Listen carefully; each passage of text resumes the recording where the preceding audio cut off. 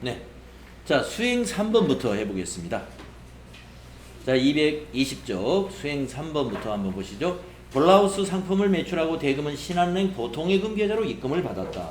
자, 지금까지 전부 다 11번 과세 매출로 지금 하고 있어요. 이것도 상품을 매출하고 세금계산서를 발급한 거기 때문에 유형은 11번입니다. 그런데 분계 유형이 이번에 달라져요. 조금 전에 현금으로 팔았다 또는 그 전에 외상으로 팔았다. 이거는 외상분계, 현금분계 이렇게 1번, 2번 선택으로 해가지고 완전 자동으로 우리가 해결을 했는데요. 이거는 혼합으로 해야 됩니다. 혼합으로. 왜 그러냐면은 분계를 한번 생각해 볼까요? 차변에 오는 게 뭘까요? 예, 보통예금이 옵니다. 대변은 똑같아요. 요 600만 원은 상품 매출이고 요 60만 원은 부가세 예수금. 대변은 같습니다. 근데 차변이 보통예금이에요. 그러면 우리가 분계 유형이 뭐뭐 있었냐면 현금 분계, 외상 분계, 혼합 분계, 카드 분계 이렇게 네 가지가 있었는데 바로 보통예금 같은 것이 혼합 분계입니다. 카드도 아니죠, 현금도 아니죠, 외상도 아니지 않습니까? 카드도 아니요, 현금도 아니요, 외상도 아니면 혼합. 자, 날짜를 8월 20일이라는 거 확인하시고 자, 메인 매출 전표 날짜를 입력하겠습니다. 8월 20일 세금계산서 발급한 매출은 11번. 자, 품명은 블라우스.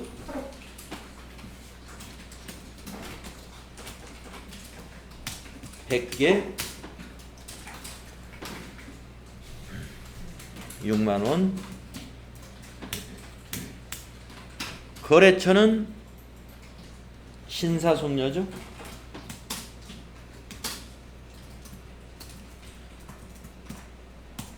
전자세금은 1번 해야 되죠. 전자세금 계산서니까.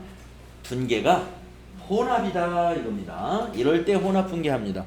자, 3번 해보시면은 대변만 딱 입력돼 있어요. 대변은 확실하니까. 네, 공급가액은 상품 매출, 부가세는 부가세 수금, 차변을 모르겠다 하고 차변은 우리 보고 입력해라 하는 게 혼합입니다. 자, 그러면 아래로 내려가면 되죠. 세 번째 줄 아래 방향키로 딱 내려와서 3번 하면 차변입니다.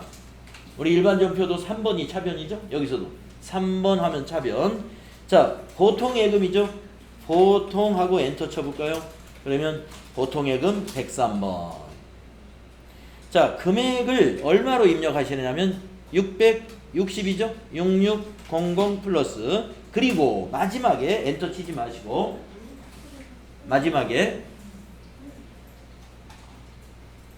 거래처 코드 및 적요 변경을 위해서는 금액을 입력한 후에 탭으로 이동하였어요. 탭으로. 네.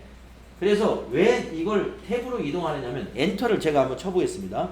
엔터 치면은 다른 화면으로 넘어가 버려요. 그러면 다시 혼합 눌러가지고 여기 다시 거래처 와서 고쳐야 되거든요. 그래서 여기 660만원 입력하고서 마지막에 탭키 누르면 여기서 엔터 치면 화면으로 넘어가지만 탭을 누르면 이쪽으로 건너가요. 거래처. 그래서 혼합 분계할 때 마지막 줄에 금액을 입력하고서는 탭으로 넘어가는 것을 아예 습관을 들이시는 게 더 좋겠다. 예. 엔터 쳤다가 다시 내려오는 것보다 탭으로 딱 넘어가면 동작 하나가 전략이 되겠죠. 자, 보통예금은 여러분 잘 아시죠? 거래처를 은행으로 꼭 바꾼다는 거. 꼭 바꿔야 됩니다. 신사숙녀가 거래처가 아니에요. 그래서 신한은행 보통예금 계좌라고 알고 문제에서 그랬잖아요. 그래서 여기를 신한으로 바꿔야 돼요. 이렇게. 그리고 다른 줄을 우리가 클릭해 보시면 신한은행이 검은색이 아니었구나 하는 걸 알 수가 있습니다.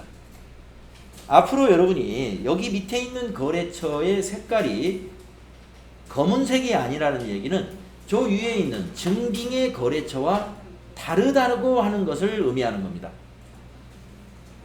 네. 요 위에 있는 부가세 신고서상의 거래처는 증빙에 있는 거래처예요. 세금계산서가 증빙이면 세금계산서에 공급받는 자, 그게 거래처입니다.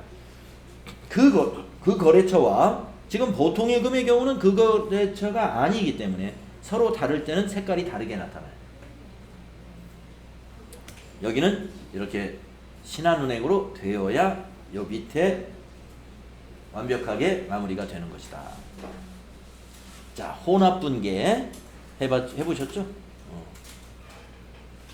자, 이것도 11번이기 때문에 세금계산서 합계표와 부가가치세 신고서의 1번에 계속 지금 쌓이고 있는 겁니다. 추가가 되고 있어요.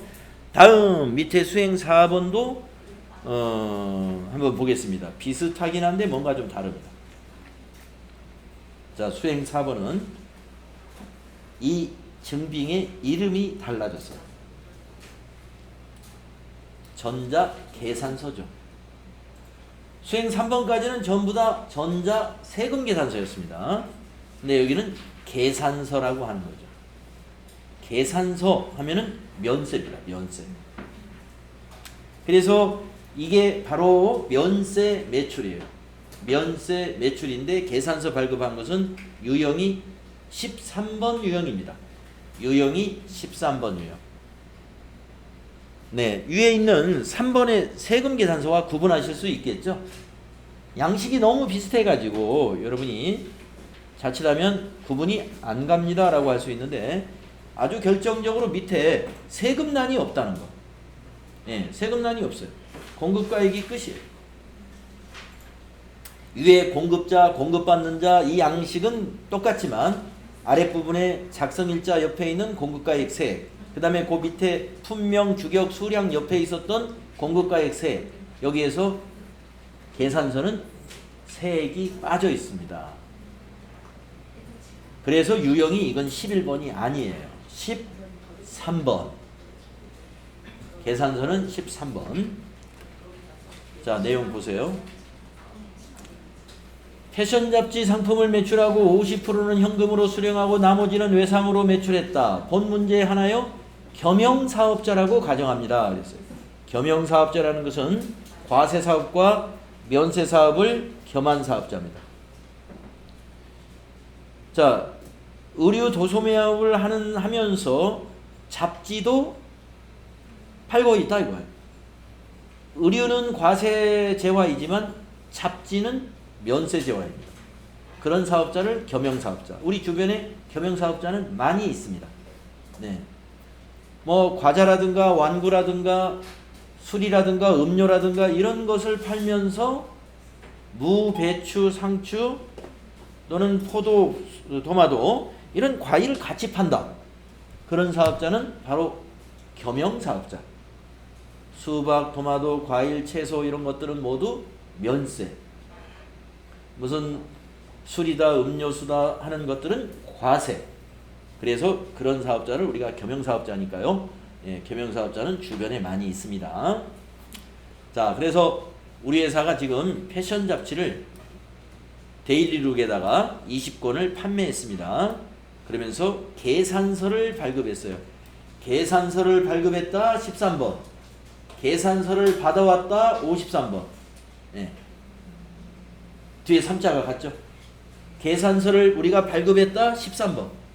또 계산서를 받아오는 경우도 있어요. 53번입니다. 두 개가 다 시험에 나와요. 13번, 53번 나올 수 있습니다. 출제 범위에 들어있어요.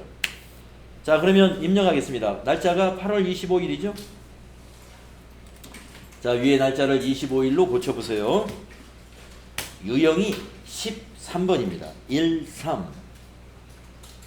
자, 품명에다가 패션 잡지.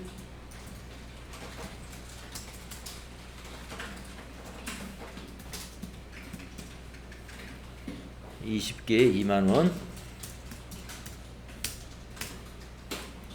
거래처는 데일리로. 전자세금은 전자계산서도 1번 전자입력. 전자입력. 분계. 자, 대금을 어떻게 했나요? 외상으로.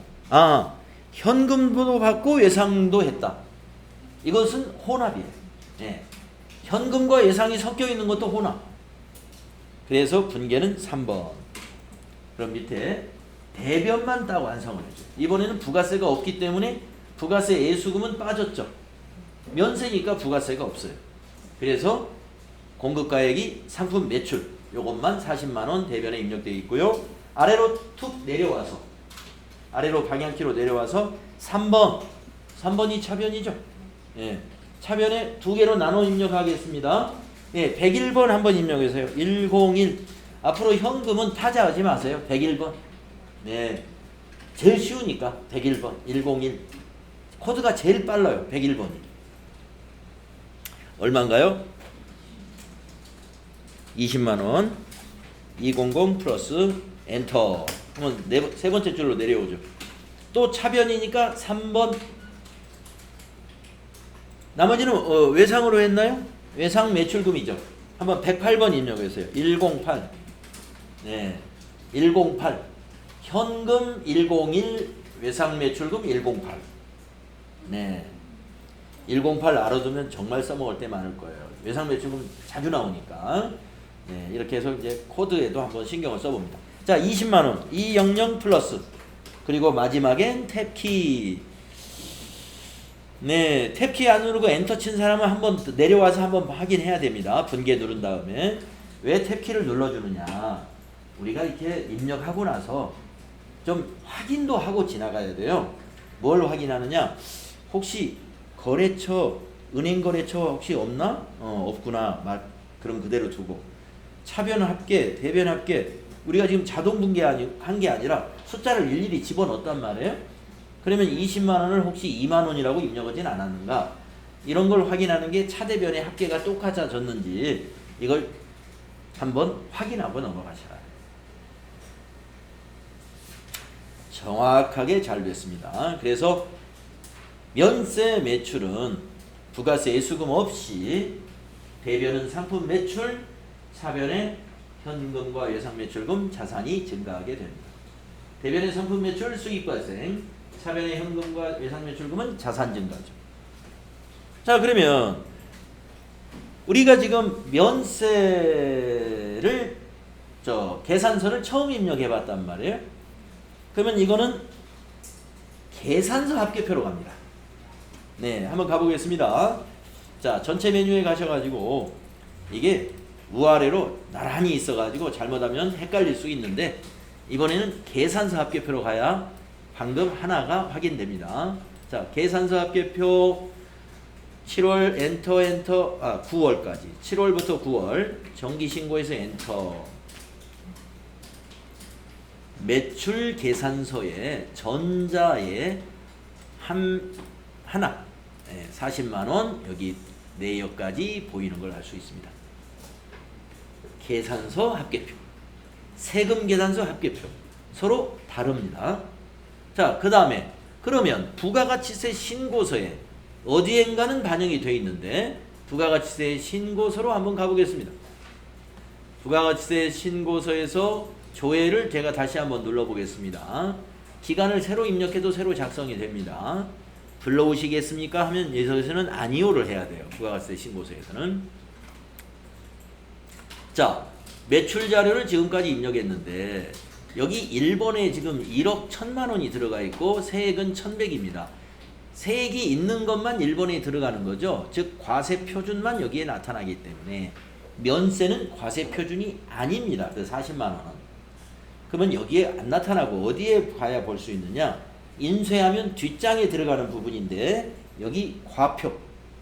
과표라는 요 F7 단추 눌러보세요. 그러면 여기에 보시면 중간쯤에 면세 수입금액이라는 항목이 보입니다. 자, 면세는 여러분 면세 뭔지 아시고, 수익금이라는 게 뭐예요? 수익이다 이거. 수익. 면세 수익금. 우리가 지금 방금 패션 잡지 파는 게 면세 수익금입니다. 그러니까 매출액에는 들어가요. 매출액에는 들어가는데 과세 표준은 아니기 때문에 과세 표준란에는 안 나타나고 면세 수익금액에 40만 원 나타나게 된다. 그래서 면세 제외는 과세 표준은 아니다. 과세 표준이라는 것은 세금을 계산하는 근거가 되는 금액을 과세 표준이라 해요. 세금이 있는 것이 과세 표준이에요. 면세는 세금이 없는 것이기 때문에 과세 표준이 아니라서 면세 수익금액란이 뒷장에 따로 표시된다. 이거 알아두시고요. 그러면 여러분이 이런 질문을 할 수가 있습니다. 왜 영세는 과세 표준에 있는 거죠? 세금이 없는데. 여기 세금이 없을 거란 말이에요. 아예 비활성화되어 있죠. 영세는 세율이 100분의 0, 0%의 세율을 갖고 있어요. 그래서 세금이 면제되는 것이 아니라 세금이 영원이다 이렇게 이해를 해야 됩니다. 세금이 영원이다. 영세는 과세 표준에 들어갑니다. 그래서 영세율 사업자는 부가가치세 신고를 그래서 해야 하는 거예요. 과세 표준 신고를 해야 돼요. 지금 겸용사업자니까 면세 여기 입력해서 같이 신고가 되는 셈이지만 면세만 주업으로 하고 과세 사업을 안 하는 사업자, 저 같은 사업자는 부가가치세 신고 자체를 안 해요. 계산서를 내가 수십 장을 발행을 했고 또 내가 계산서를 수십 장 또는 세금 계산서를 내가 발급받았어도 공급을 면세 제외나 용역만 공급하는 사업자는 부가가치세 신고를 아예 안 합니다. 그런데 겸용사업자는 해야 돼요. 겸용사업자는 하면서 면세까지 같이 신고하는데 과세 표준에 들어가지는 않고 지금 보다시피 뒷장에 과표에 면세 수익금액으로 따로 집계가 된다. 예, 이거 알고 계시면 됩니다. 자, 그 다음 거 또 보겠습니다. 수행 5번. 요거 좀 또 달라요. 신용카드 매출전표라고 되어 있습니다. 오상식에게 남성 바지 상품을 판매하고 신용카드 매출전표를 발급했다. 네, 개인에게 팔은 거예요. 개인에게. 네, 그래서 이 부가세 납부해야 되기 때문에 매입 매출전표에 입력을 해야 됩니다. 자, 이것이 바로 뭐냐? 카과라고 우리 시험에 나온다고 그랬잖아요. 17번 카드과세. 17번 카드과세. 네. 그럼 한번 입력을 해보겠습니다.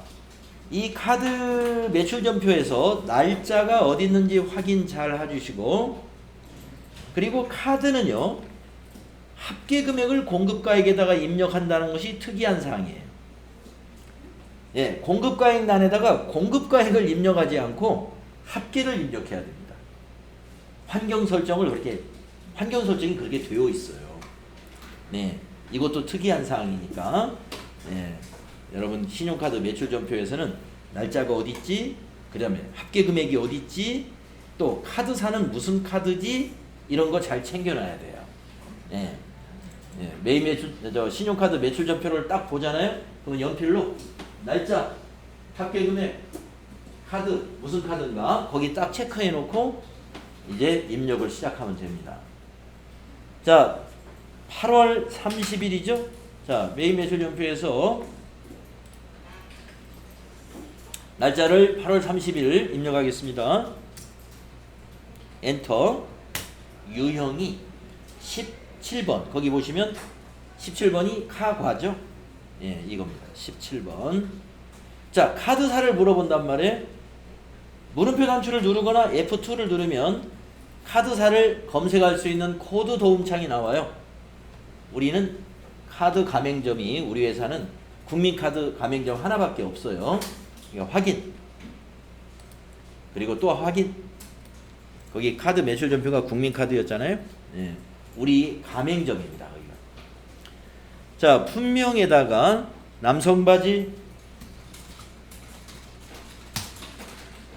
수량 단가는 모르니까 엔터로 지나가시고 아까 말씀드린 대로 공급가액에다가 합계, 예, 16만 5천 원 엔터 쳐보면은 공급가액이 변경이 돼요. 15만 원과 15,000원으로 딱 분리가 됩니다. 이거 왜 도전에서 환경 설정을 카드 매출, 현금 매출도 마찬가지예요. 현금 영수증도 왜 합계 금액을 넣도록 해놨느냐. 자, 대개 신용카드나 현금 영수증을 발행하면서 판매하는 도소매 사업자다 그러면 소매 중심적인 사업자예요. 고객들한테 소매. 네. 자, 이 남성 바지는 요거는 16만 5천 원입니다. 이렇게 정가를 써놨단 말이에요. 그러면 16만 5천 원은 부가세가 포함된 거예요. 그래서 우리가 소비자들에게 가격을 안내할 때는 공급가액 얼마, 부가세 얼마 하면 소비자가 짜증내요. 아니 그러니까 합계가 얼마예요. 예. 내가 뭐 부가세 얼마인지 그거 알아서 뭐 할 거예요. 자기 뭐 부가세 내가 돌려받을 것도 아니고. 최종 소비자는 사업자가 아니기 때문에 내가 부담한 부가세 돌려받을 방법이 없어요. 그런데 사업자는 자기가 부담한 부가가치세를 분명히 잘 챙겨야 됩니다. 돌려받아야 되니까. 환급받는 거니까. 그러니까 소비자는 부가가치세 그냥 알았으니까 합계 얼마냐. 그러기 때문에 우리가 합계로 판다 이거예요. 그러면 전표 입력할 때 소비자한테 파는 것은 전부 다 합계 금액으로 이렇게 매출장을 이렇게 썼을 텐데 그 매출장을 보고 이렇게 도전 프로그램에다 입력한단 말이에요. 그러면 그걸 보고 나누기 1.1 해가지고 공급가액을 따로 계산해야 되잖아요. 세금계산서처럼 입력을 하려면 그러지 않아도 되도록 실제 파는 금액을 여기다 입력해버리면 이 프로그램이 알아서 공급가액 부가세를 쫙 계산해줘 버리는 거예요. 그러니까 편의성을 위해서 환경 설정이 이렇게 돼 있다. 소매하는 거, 신용카드 판매, 현금 영수증 판매, 아니면 무자료 판매. 고객한테 이거 현금 영수증 해가야 되는데 현금 영수증 안 받고 그냥 가버렸어요. 발급을 할 수가 없네. 무자료 판매. 그것도 내가 바지를 16만 5천 원에 X라는 사람한테 팔았지. 그럼 여기다 16만 5천 원 넣으면 돼요. 알아서 공급가액 부가세가 딱 나눠집니다. 그런 취지라고 이해하시면 되겠고요. 자, 거래처에다가는 오상식, 오상으로 입력할까요? 오상. 전자세금은 아니지 않습니까? 신용카드니까 비워두는 겁니다. 방향키로 그냥 지나가면 돼요. 오른쪽 화살표 키로. 자, 분계가 이제 이게 카드 분계에 해당이 되죠. 카드로 팔았으니까 4번. 그러면 분계가 어떻게 됐나? 하하, 카드 분계 안 되겠네요. 자, 분계가 맞았나 보겠습니다. 차변의 미수금. 국민카드사. 자, 국민카드사에서 받아야 될 건 맞아요. 근데 이게 미수금이냐 이거예요. 우리는 남성 바지는 상품이기 때문에 상품을 판매한 것은 미수금이 될 수 없어요. 외상 매출금이 돼야 돼요. 그래요? 외상 매출금 떴어요? 나만 미수금이 떴네. 미수금 뜨신 자리. 예. 자, 외상 매출금 뜨신 분들은 환경 설정이 그렇게 돼 있는 거예요. 예. 자, 한번 가서 제 거 환경 설정 보겠습니다. 네. 다른 분도 한번 보세요. 다른 분이 아니라 저처럼 미수금 뜨신 분들만 한번 들어가 보시고 나머지 분들은 구경만 하면 보세요. 자, 전체 메뉴에 환경 설정에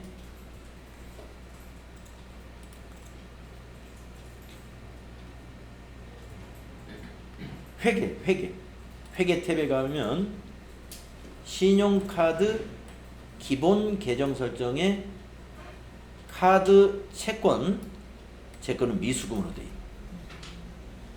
카드 채권이 미수금.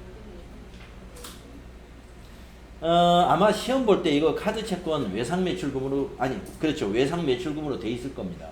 지금 외상 매출금으로 뜨신 분들은 여기 들어가 보면 이 자리가 외상 매출금으로 돼 있어요. 저처럼 미수금 뜨신 분들은 여기 미수금. 시험에서 어떻게 되는지 확실히 모르겠는데, 이거 외상 매출금으로 여기도 바꿔놓겠습니다. 외상 매출금으로 뜬 자리가 있다는 것은 그렇게 지금 세팅이 돼 있는 것으로 그래요. 자, 외상 매출금으로 지금 바꿔놓으시고 저장 단추 없어요. 그냥 닫으면 됩니다. 확인. 자, 메인 매출 전표에서 분계를 다시 하면 돼요. 4번 카드. 분계를 지워야 되겠다. 이 카드를 선택하고 위에서 삭제, 이 쓰레기통 누르고 예 하시고요. 예, 다시 한번 입력하겠습니다. 17번 카드 과세, 카드사는 국민카드사 확인. 예, 품명에서는 남성 바지 16만 5천 원. 거래처는 오상시. 전자세금 비우고 4번. 네, 이제 외상매출금 뜨네요. 네. 외상매출금이 맞아요. 외상매출금이. 자, 그런데 저는 지금 환경 설정을 바꾸고 왔는데 시험 볼 때 환경 설정까지 가서 바꿀 필요가 있냐 이거예요. 환경 설정 건드리지 마세요. 얘가 외상매출금인지 아는데 미수금이 됐네? 이걸 혼합으로 바꿔요. 3번. 원하는 대로 내가 분계를 하려면 혼합으로 바꿔놔야 돼요. 혼합으로 바꿔놓고 대변의 부가세 수금, 대변의 상품 매출은 맞았다 이 말이죠. 세 번째 줄에다가 3번 차변에다가 108번 외상매출금 수동으로 넣어주면 된다 이겁니다. 예, 16만 5천 원. 그리고 탭키 눌러서 이게 한 가지 여기서 해줘야 될 게 뭐냐, 거래처가 오상식은 아니에요. 외상매출금 거래처는 카드 가맹점, 아니요, 가맹회사, 국민카드사가 돼야 돼. 그래서 여기 거래처를 국민카드사로 바꿔줘야 돼. 이렇게 국민카드사로. 여기까지 혼합으로 하고 나서 이렇게 고치는 작업이 필요합니다. 이런 방법이 있고요. 또 이렇게 해도 됩니다. 어떤 사람, 선생님 외상으로 하면 되지 않을까요? 네, 한번 외상으로 해요. 분계를 외상으로 바꿔요. 그러면 외상매출금 16만 5천 원, 부가세 수금 15,000원, 대변의 상품 매출 15만 원. 예. 그런데 여기서 요건 바꿔줘야 돼요. 거래처를, 외상매출금의 거래처를 국민카드사로 이렇게 바꾸면 되는 것입니다. 자, 혼합분계로 해서 밑에를 고쳐주든지, 외상분계로 해서 거래처를 국민카드사로 바꾸든지, 카드분계 했더니 외상매출금, 카드분계 해가지고 외상매출금 떴으면 여기 거래처도 다 맞아요. 그렇게 나오면 가장 편한 거고, 그것은 환경 설정을 그렇게 해놨기 때문에 되는 거고, 환경 설정이 잘못됐을 때는 다른 방법으로 해서 맞춰줘야 됩니다. 아마도 시험 볼 때 환경 설정은 지금 여기 외상매출금이 나오도록 환경 설정 되어 있을 것으로 예상을 합니다. 네. 그래서 여러분, 상품을 판 거는 카드로 팔면 무조건 외상매출금으로 회계 처리합니다. 네. 왜냐? 오늘 돈이 안 돌았거든요. 이 국민카드사에서 우리 계좌로 송금이 되어야 돼요. 그때 외상매출금 없어지고 차변에 보통의 금으로 입금이 되죠. 그때 다 안 들어오죠. 수수료 공제하고 들어오죠. 1% 그 수수료 비용으로 또 빼야 돼요. 예, 카드 수수료.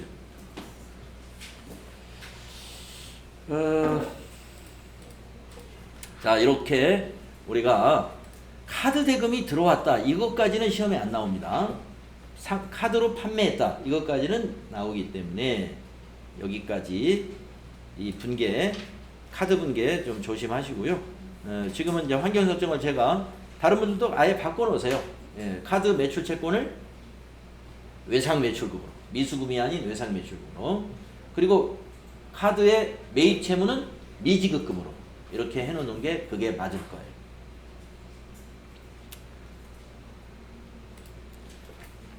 자, 수행 결과를 보시게 되면은, 네, 우리가 지금까지 했던 11번, 8월 10일 거는 11번 과세로 이렇게 했었고, 그 다음 15일 거는 이렇게 했었고, 20일 거는 이렇게 했었고, 네, 25일 거 잡지, 네, 13번 면세로 했죠. 30일 거 방금 한 거, 17번 카과로 했습니다. 그런데 카과를 하고 나서 우리가 어디 볼까요? 카고하고 나서 여기서는 무슨 분계했나요? 책에서는 카드 분계했더니 외상 매출금 떨어졌네요. 그러면 환경 설정을 외상 매출금으로 바꿔놓은 게 맞아요. 시험 보는 그 프로그램도 환경 설정이 카드 채권은 외상 매출금으로 돼 있다는 거죠. 카드 분계하면 외상 매출금이 뜨게 돼 있어요. 자, 우리도 그렇게 바꿔놨고요.